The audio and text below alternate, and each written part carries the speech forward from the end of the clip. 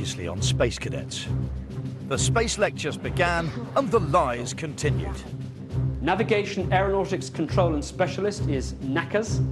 So how is NACAS spelled? N-A-C-A-S. Navigation, Aeronautics, Control and Specialist. Minsky's exploits and heroic status led to the naming of the city Minsk in her honor. Did you know that? No. An entire city is named after this. Earth Orbital 1 to Capcom Crimps, I can see Rambo and the Fonz doing a high five.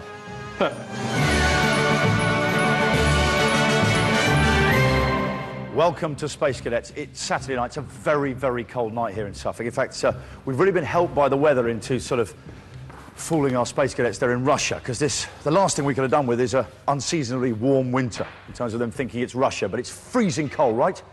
Yeah, well, they're saying yeah, but it is very, very cold. There are the Space Cadets, live in the barracks. That's Charlie, the actor, just chatting away with, talking to Kerry there, getting quite cosy. In this room here, I don't know if you can see this, they've turned the lights all out because they're having a bit of a disco.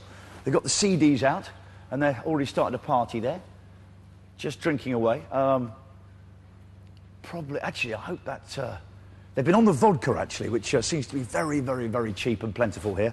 But Sarah Jane and Cheryl just getting down. My goodness, it's cold. OK, but who's going to make the cut to join the mission on the simulated shuttle that lurks just there behind this kind of corrugated iron wall that's been painted white, just to make it look a bit more showbiz? That mission's getting closer and closer, and we can officially start the countdown tonight. 172,800. 172,799. Yeah, for those of you who have difficulty converting seconds to some kind of meaningful time frame, liftoff is just 2 days away, Monday, and there are still plenty of hurdles to overcome if the mission is going to have half a chance of succeeding.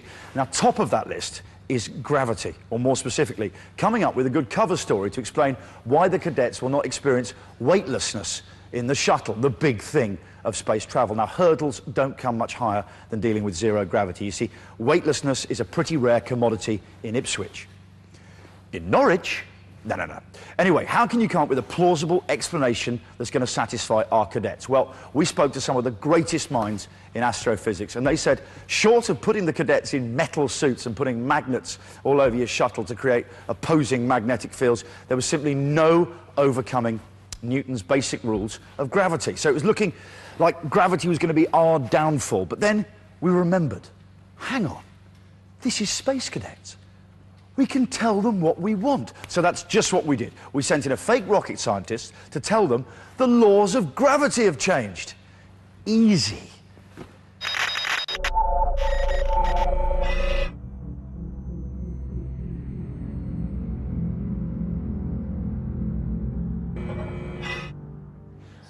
So this is kind of a rough drawing. Unfortunately, I can barely make out the outline here of the what you're calling Earth Orbiter 1. I know it more as Buran because that's what it sprang from. But we're calling it the artificial gravity generator. You may occasionally hear me reference anti-gravity generator because of my background.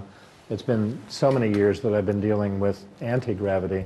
Seems kind of odd suddenly to be trying to recreate it. As it states here, gravity is more than just a good idea. It's the law.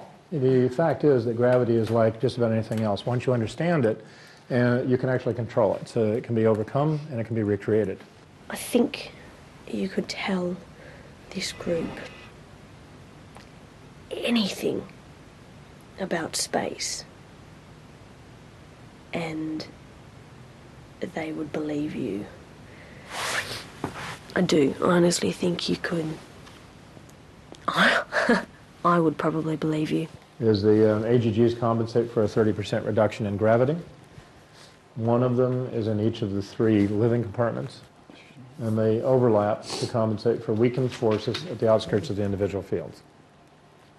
In this case, what we're doing is we're taking that through a shaft into a generator that will create a flux field, which is a magnetic field which will counteract the effects of a lack or minimize gravity. We've just had our first lecture about our mission and everybody's absolutely buzzing.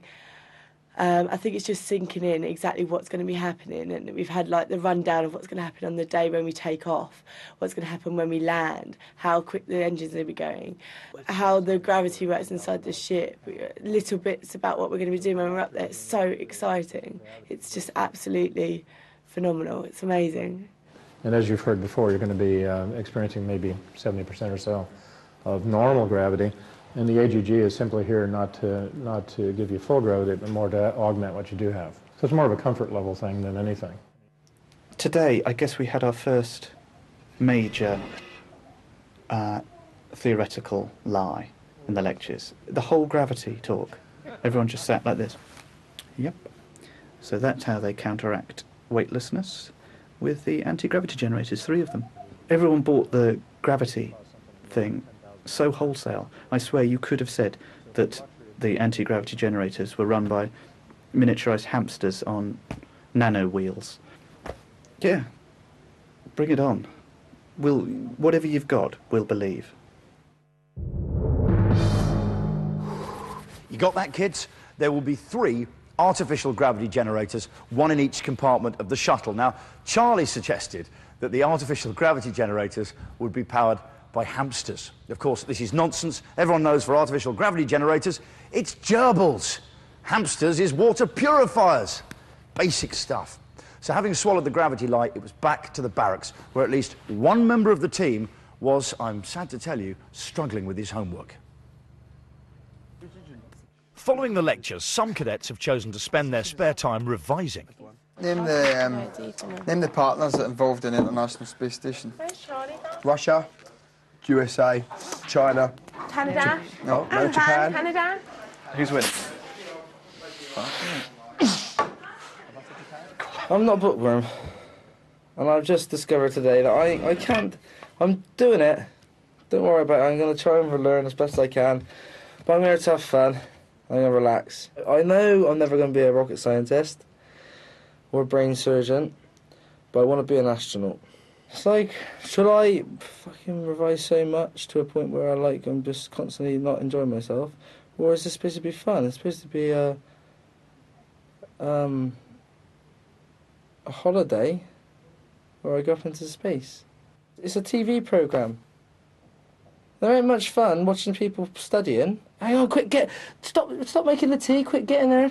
Quick, look, Billy's passed a pen to Paul. Boring. I'm doing all the breathing techniques. I'm doing everything that I need to do physically, but I don't.